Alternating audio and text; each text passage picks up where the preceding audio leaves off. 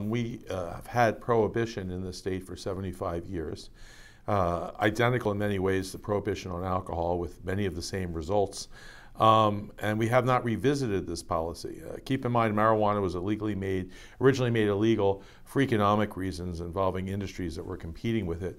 Had nothing to do with health or anything like that. We now arrest about 25,000 people a year in Pennsylvania on marijuana offenses. We spend about $350 million a year directly on prosecuting people for marijuana offenses.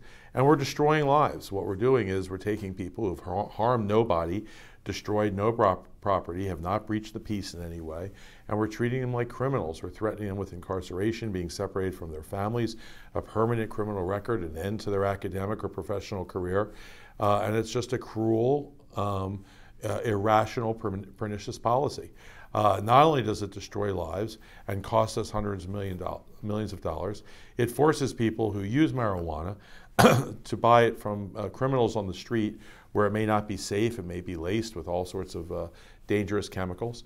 And we do this, keep in mind, this is a product which is less dangerous, less addictive, less anything than alcohol, and in most cases cigarettes as well.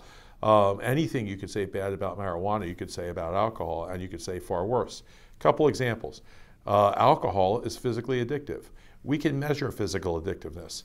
If you use alcohol a long time, become addicted, and you stop using it suddenly, you go through withdrawal symptoms and you could actually die. They can be fatal. Marijuana, you could smoke every 10 minutes for 20 years and stop suddenly, and at worst, you will miss your pot, but you're not going to have any physical effects of withdrawal. So it's not physically addictive. In fact, in terms of physical addictiveness, there's actually a chart or a measure of that. And marijuana is not only less physically addictive than alcohol and cigarettes, it's less physically addictive than chocolate and tea. So I mean, so that's number one. Number two, alcohol has a lethal dose. You can sit down and drink yourself to death in one sitting. You could have 20 shots or whatever it is and die. Many people have done that.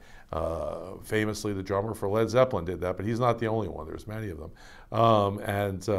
Marijuana has no lethal dose. You can try to smoke yourself to death, but you can't. It won't work. Further studies show alcohol leads to disproportionately violent and reckless behavior. Marijuana does not lead to violent and reckless behavior. So on issue after issue, if we were starting from scratch and we had alcohol and we had marijuana and we're like, which should we make illegal? We would never have our current policy. We would just never do that. So why not revisit this? Stop destroying lives, stop making people buy an unsafe, unregulated product that they don't know the potency or the safety of, and start collecting the hundreds and hundreds of millions of dollars that we could use to build schools, get medicine to sick kids, tax cuts, whatever it is you want to spend the money on instead. This is an irrational policy, and it's time that it end.